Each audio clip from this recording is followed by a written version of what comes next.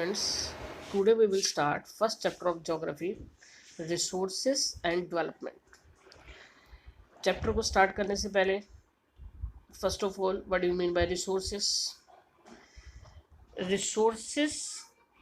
everything available in our environment which can be used to satisfy our needs. यानी जो कुछ भी हमारे इन्वायरमेंट में अवेलेबल है जो हमें हमारी नीड्स को सेटिस्फाई करने में हेल्प करता है उसे हम क्या कहते हैं, उसे हम रिसोर्स कहते हैं. बट इतना ही रिसोर्स की डेफिनेशन सफिशिएंट नहीं है. It is technologically accessible, economically feasible and culturally acceptable can be termed as a resource. यानी जो भी मटेरियल जो टेक्नोलॉजिकली एसेसिबल हो यानी विद इन रीच हो, इकोनॉमिकली फिजिबल यानी इकोनॉमिकली अफोर्डेबल हो, और उसे कल्चरली भी यानी हमारी सोसाइटी भी उसे एक्सेप्ट करे, उसे हम कहते हैं रिसोर्स. इसे हम एक एग्जांपल के साथ समझेंगे कि सपोज कोई ऐसा प्लेस, किसी भी स्टेट के अंदर कोई ऐसा प्लेस जहाँ से हम कुछ हमें पता लगे कि वहाँ से हम कुछ मिनरल्स, नए तरह के मिनरल्स एक्सट्रैक्ट कर सकते हैं, तो हमारे पास उतनी टेक्नोलॉजी होनी चाहिए कि हम उन मिनरल्स को एक्सट्रैक्ट कर सकें. फर्स्ट ऑफ ऑल यानी क्या है कि टेक्नोलॉजिकली एसेसिबल, वो चीज़ क्या होनी चाहिए, टेक्नोलॉजिकली एसेसिबल होनी चाहिए.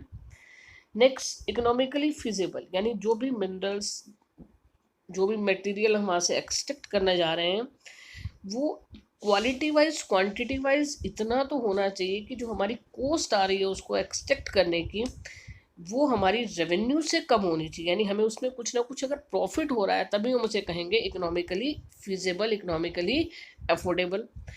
और कल्चरली एक्सेप्टेबल का मतलब क्या है कि सोसाइटी उसे एक्सेप्ट करे. सपोज जहाँ से आप वो मिनरल्स या जो भी मटेरियल एक्सेप्ट करने जा रहे हैं, सपोज वहाँ पर कोई भी रिलीजियस इंस्टीट्यूशन है और उसको एक्सेप्ट करने के लिए आपको उस रिलीजियस इंस्टीट्यूशन को कुछ भी थोड़ा सा नुकसान होता है या उसे तोड़ना पड़ जाता है तो उसे सोसाइटी एक्सेप्ट नहीं करेगी.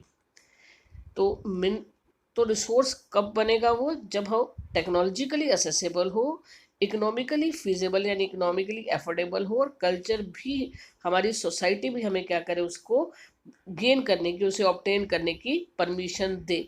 यानी कल्चरली एक्सेप्टेबल हो, then that is considered as the resource.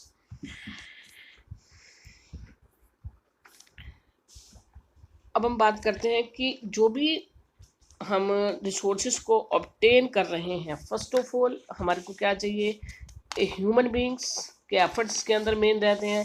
Human beings nature से रिसोर्सेज को क्या करते हैं, एक्सट्रैक्ट करते हैं, और उसके बाद with the help of technology institutions वगैरह क्रिएट किए जाते हैं, और उसकी हेल्प से जो होता है रिसोर्सेज को यूज़ किया जाता है, यानी मटेरियल को रिसोर्सेज के अंदर कन्वर्ट किया जाता है. So we can say there is a interdependence among the nature, technology and the institutions.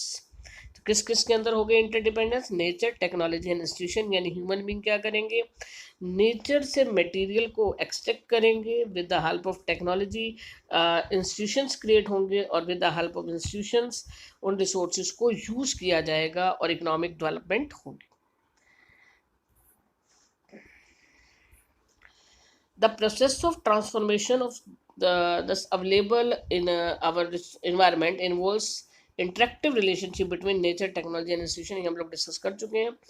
Human being interact with nature, human being nature से इंटरेक्ट करते हैं और टेक्नोलॉजी इंस्टीट्यूशन की हेल्प से इकोनॉमिक डेवलपमेंट को एक्सलेट यानी बढ़ाने की कोशिश करते हैं, तेज़ करने की कोशिश करते हैं. Do you think that resources are a gift of nature? क्या आपको लगता है कि जितने भी रिसोर्सेज हैं वो गिफ्ट ऑफ नेचर हैं? नो, रिसोर्सेज जो हैं वो गिफ्ट ऑफ नेचर नहीं है. ओनली रिसोर्सेज के पीछे भी ह्यूमन एफर्ट्स होते हैं. Human beings themselves are essential resource. Human being भी अपने आप में एक एसेंशियल रिसोर्स है. ह्यूमन बींग ही बाकी सभी रिसोर्सेज को यूज़ करने में हेल्प करता है. यानी जो भी मटेरियल हम एक्सट्रैक्ट करते हैं नेचर से, जो भी मटेरियल हम ऑब्टेन करते हैं नेचर से, उसको रिसोर्स में कन्वर्ट करने का काम किसका है, ह्यूमन बींग्स का. There are so many types of resources. उनकी करेक्टरिस्टिक्स के बेस पर हम रिसोर्सेज को स्टडी करेंगे. तो फर्स्ट जो क्राइटेरिया हम लेके चल रहे हैं, on the basis of origin. On the basis of origin, we can classify resources into biotic and abiotic on the basis of exhaustability. We can classify resources in two parts, renewable and the non-renewable resources. On the basis of ownership, we can classify it into individual, community, national and the international resources. And last classification is on the basis of status of development. Status of development के according हम resources को classify करते हैं potential, develop, stock and reserve, यानी 4 parts में। एक एक करके हम सभी टाइप्स को स्टडी करेंगे। First of all,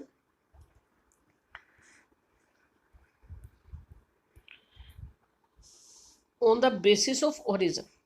on the basis of origin की बात करें, 2 types, biotic resource. Biotic resource कौन होते हैं?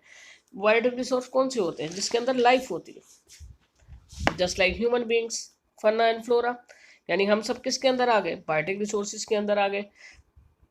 नेक्स्ट आता है हमारे पास एबायोटिक रिसोर्सेज। एबायोटिक रिसोर्सेज कौन से होते हैं?